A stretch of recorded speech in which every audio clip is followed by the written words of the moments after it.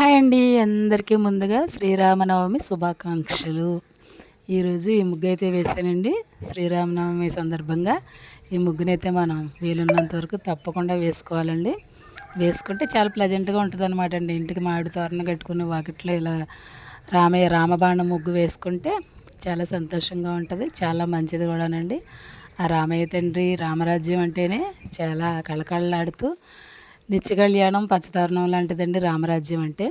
రామరాజ్యంలో ఇది ఉంది, అది లేదు అనేది లేదంట అండి. ఉన్నవాడు లేనివాడు అనే తారతమ్యం లేదంట.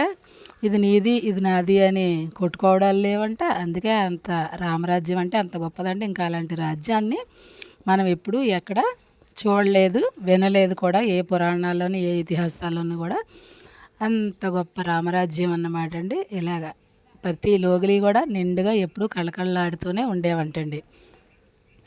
ఇంకోసారి చెప్పుకుందాం రామరాజ్యం గురించి. ఈ ముగ్గుకైతే నేను మ్యూజిక్ యాడ్ చేసేస్తున్నాను. చూడండి అమ్మ, చాలా ఈజీ. 7 చుక్కలు ఒకటి వచ్చేంత వరకు పెట్టుకొని ఇలా పెట్టేసుకోవడమే. చాలా సింపుల్ అన్నమాట అండి. తప్పకుండా నేర్చుకొని వేసుకోండి అమ్మ. శ్రీరామనవమికి వేసుకుంటే చాలా మంచిది.